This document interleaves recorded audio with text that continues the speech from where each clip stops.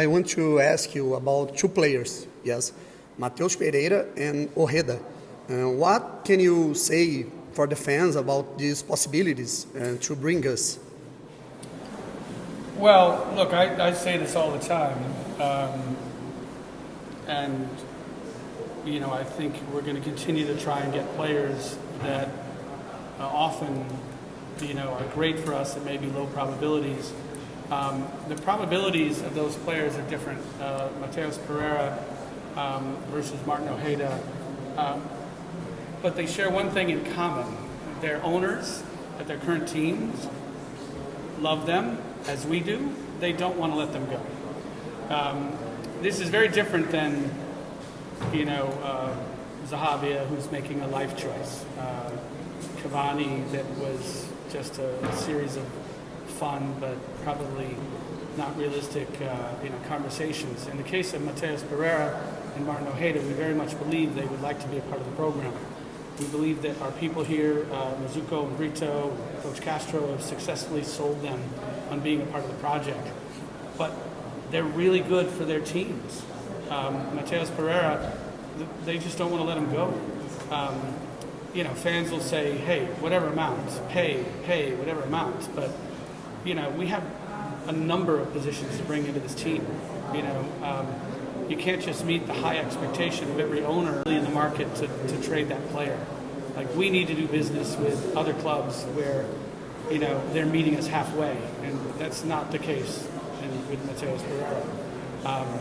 In terms of Martin Ojeda, fabulous player, passionate for the project at Botafogo. The agent and the player are very much on our side.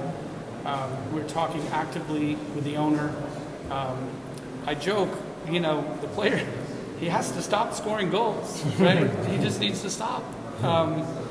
He needs to go out and slip on a banana peel right in front of the penalty box or something.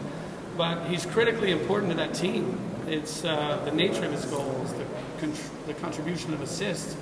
And that's a team that's fighting in fourth place right now, and they have the same kind of dreams that we have. So that's a situation where we may or may not be successful, not because the player doesn't want to be here, as may be the case in certain other situations, but that team really has to want to give them up. So we have, at various times in this conversation, we've met what we believe is the reasonable asking price for the player. So it's not an issue of money. It's really just an issue of whether or not that team is prepared to let him go right now. His contract runs from 2024. I promise I'll slow down. In summary, if you could say both of those players we understand would like to be here. Both have something in common, which is the clubs really want them. And it's a different kind of challenge than we faced in other situations.